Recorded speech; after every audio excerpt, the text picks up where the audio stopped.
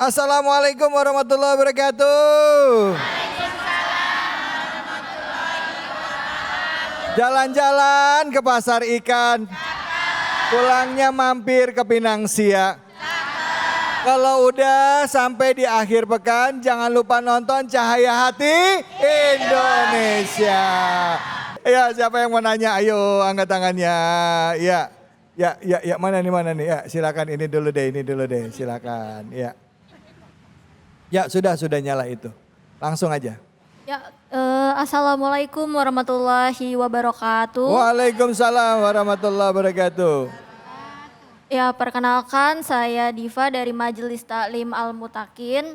Jadi di sini saya ingin bercerita, ingin curhat. Saya punya teman, dia itu seorang konten kreator. Nah, dia ini kalau misalnya bersedekah gitu ya, itu dia suka di-share ke sosmed gitu. Terus juga suka dijadiin konten. Nah, itu kira-kira sebuah perbuatan yang ria atau dia memang mengajak penonton untuk berbuat kebaikan kayak gitu. Oh gitu, ya baik, terima kasih banyak ya Diva ya. Nih suka banyak nih, mungkin ditujukan kepada Said Alwi ya, nggak apa-apa ya. Mungkin Said Alwi bisa langsung dijawab, ini lagi musim nih ya Bu ya. Bu, kita ngelihat ada orang lagi di pinggir jalan ya, lagi susah kelihatan banget, lagi tiduran di pinggir jalan, tau-tau dikasih duit ya kan. Ya masukin konten, padahal yang konten juga dapat duit ya, betul apa enggak? Betul. Nah itu gimana itu Said Alwi, silakan. Ya, Bismillahirrahmanirrahim. Sallu ala Nabi Muhammad. Assalamualaikum. Baik, terima kasih pertanyaannya. Menurut perspektif saya sendiri, terkadang memang kalau kita lihat banyak konten kreator yang ada di sekarang ini memang banyak yang sedekah secara terang-terangan. Sebenarnya tergantung diri kita juga. Kita melihatnya kayak bagaimana tuh. Kalau kita ngelihatnya, oh ini kayaknya agak-agak riak nih gitu.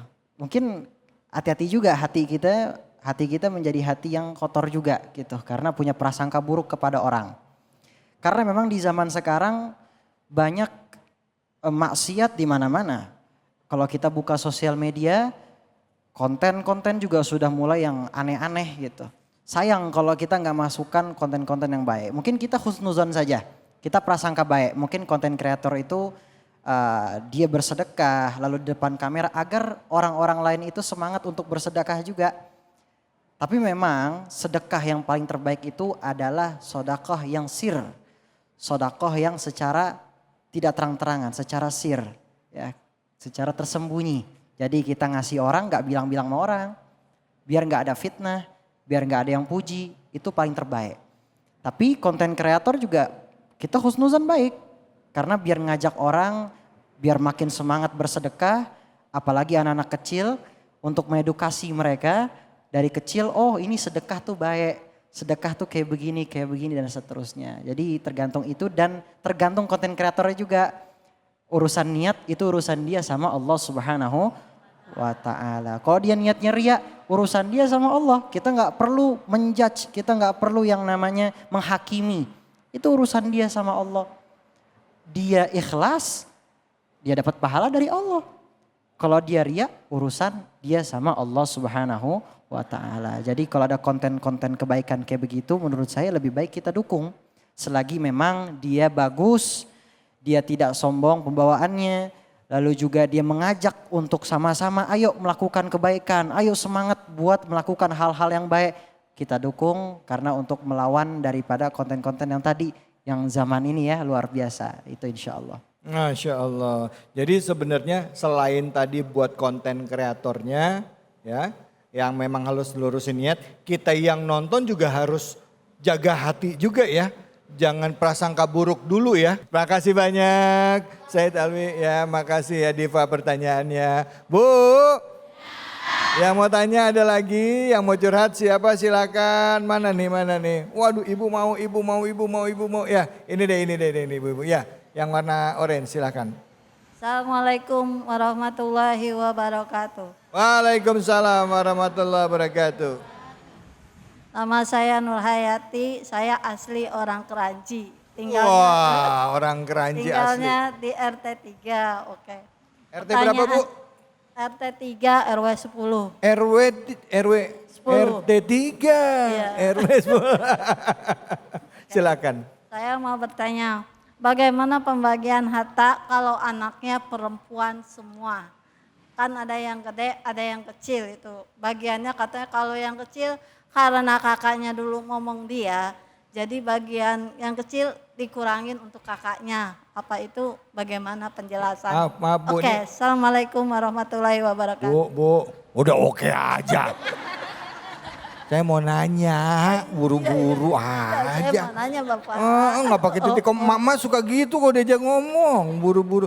Bu, Ya. ini yang dibagi-bagi harta apa? Harta waris. Harta warisan maksudnya Bapak. Oh gitu. Iya. Jadi ini ada harta warisan orang tua. Ya. Anaknya perempuan. Semua. Semua. Terus Pembagiannya gimana? pembagiannya gimana gitu. Karena perempuan yang satu kecil, yang kakaknya ada, adeknya. Kan kalau adek pasti ngomong sama kakaknya. Jadi katanya ini harta kamu dikurangin untuk yang ngomong kakak kamu gitu. Oh, jadi yang jatahnya si adik dipotong. Iya, dipotong. Karena modal ngomong kakaknya dulu. Iya. Kakaknya pernah ngomong si adik dulu. Iya. Nah buset, enak banget jadi kakak ya. Hanya begitu Bang. Oh, aduh, bagen kalau orang Bagen Bekasi lah, mah ya Bu ya. apa-apa, kita mah ya. Iya, oh gitu. Jadi iya. sebenarnya dalam Islam tuh gimana begitu pembagiannya? betul, iya. Ya oke, ya. Makasih Bu, silakan Ustadz Abdul Ghafir, Fadol. Baik, terima kasih. Masya Allah. Bu, ngomongin waris perempuan, ini kebetulan jamaah yang paling banyak ini perempuan. Mau banyak apa dikit? Emang kalau perempuan tuh banyak semua ya. Bu, beda waris, beda hibah, dan juga beda wasiat. Waris itu mata abi, artinya wafatnya suami, ya seorang ayah itu namanya waris. Ya kalau misalkan sebelum waris, ya sebelum mati dia udah bilang, itu nih nanti saya bagi sekian itu namanya hibah. Ya, beda antara hibah, wasiat dan waris. Kalau waris mati seorang ayah, meninggal seorang ayah, meninggalkan harta itu namanya waris. Nah, bagaimana kalau perempuan semua anaknya? Nah, itu di dalam Al-Quran sudah dijelaskan yang namanya perempuan jatahnya itu 2/3 dari harta waris. Kalau dipresentasikan berapa Ustadz? 66,67%. Jadi kalau misalkan seorang ayah meninggal, kemudian ada uang ninggalin warisan 100 juta, berarti berapa? 66 juta rupiah. Iya. Atau digenapkan mungkin jadi 67 juta rupiah. Ustadz, anaknya 4 perempuan semua, berarti dibagi 67 juta itu dibagi berapa? 4. Sisanya kemana Ustadz? Lah kan masih ada ibu. Emang ibu nggak dapat? Dapat ternyata di dalam Al-Quran. Berapa? 1/8. Kalau dipresentasikan jadinya 12,5%. Berarti emak kita, ibu kita, bunda kita dapat tuh jatahnya dari 100 juta. Berapa? 12 juta 500. Lah kan masih ada sisa Ustadz. Masih ada. Buat kemana? Nah itu nanti jatuhnya kepada saudara laki-laki dari ayah. Kalau ada 4 berarti sisanya dibagi 4 itu. Kalau ada perempuan berarti dibagi lagi. Nah itu makanya panjang sekali penjelasannya. Intinya ibu kalau punya anak perempuan semua itu 66,67% atau 2/3 daripada harta. Banyak apa dikit Bu? Adil apa enggak? Adil. Ada yang bilang curang. Kenapa? Ini orang-orang di sana. Ya. Laki-laki setengah, tapi perempuan cuma 2/3. Ya kan, cuma segitu, banyakan mana? Itu pun dibagi dengan yang lain ya kan. Ini bagaimana? Oh ternyata enggak Bu. Beban laki-laki itu beda dengan perempuan, betul? Perempuan enggak wajib cari nafkah, tapi laki-laki wajib cari nafkah. Makanya beban Islam itu membebani yang paling berat itu adalah laki-laki. Ar-rijalu qawwamuna 'alan nisa. Maka beban itu semua ditanggung oleh laki-laki. Yang nyuci piring harusnya siapa? Laki. Suami ibu apa ibu? Suami. Yang nyuci siapa, Bu? Suami. Yang nyari duit siapa? Suami. Yang bangun rumah siapa? Suami. Nganter anak sekolah siapa? Suami. Suami.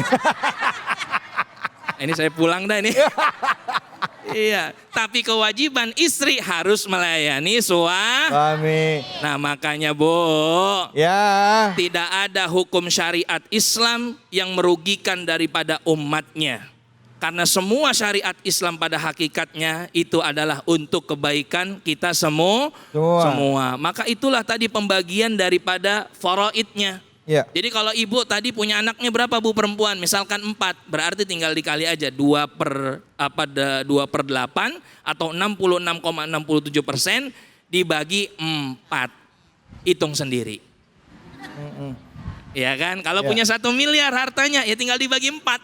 Ya, yang tadi ya artinya beda-beda. Masing-masing kondisinya masing-masing beda. Belum lagi nanti ketemu dengan anak laki-laki 1, yang lain perempuan. Ustaz. Belum lagi nanti ketemu ternyata dia nggak punya anak, hartanya lari kemana? Wah, itu pembahasannya panjang. Boleh nggak yang kayak tadi kakak Gimana? itu ngambil jatah adiknya, jatah momong? Boleh nggak itu? Nah sekarang bagaimana nih jatah momong nih Ustaz? Lah kakak lah, gua jatah gua ngomongin lu dulu waktu kecil, boleh kagak? Nah ya, Bu, Karena memang ini adik belum belum bisa megang uang, mungkin masih kecil sehingga kakaknya yang mengurus atau ibunya, maka boleh harta warisan itu dikelola.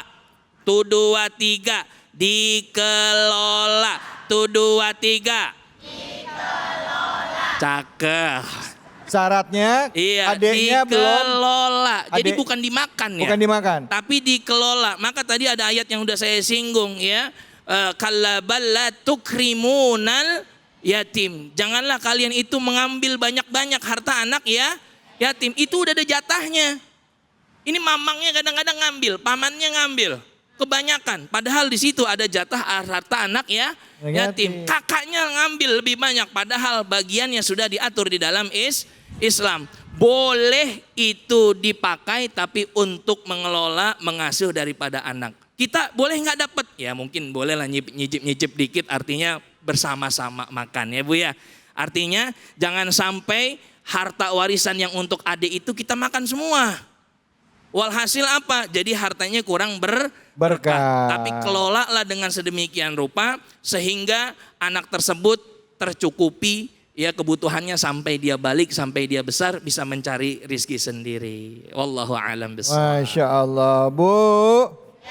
Enak ya Bu jadi perempuan ya Bu ya? Enak gak Bu?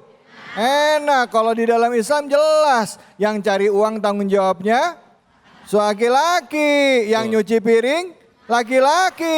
Yang nyuci baju laki-laki. Yang cari makan laki-laki. Yang masak juga laki-laki. Dan tugas perempuan cuma 1, nurut sama suami. Jadi kalau misalnya suami nyuruh nyuci baju harus nurut. Ustaz David, ini kayaknya jawabnya kurang kompak. Iya. Kayaknya nih ibu-ibu takut sama lakinya nih. Masya Allah. Baik Bu, ya mudah-mudahan rumah tangganya sakinah, mawaddah, warahmah. Rumah tangga yang penuh dengan kasih, sayang, saling menghargai dan saling menghormati. Yang tadi saya cuma guyon aja ya Bu ya. Baik, jangan kemana-mana, setelah ini kita akan kembali lagi. Tetap di Cahaya Hati Indonesia.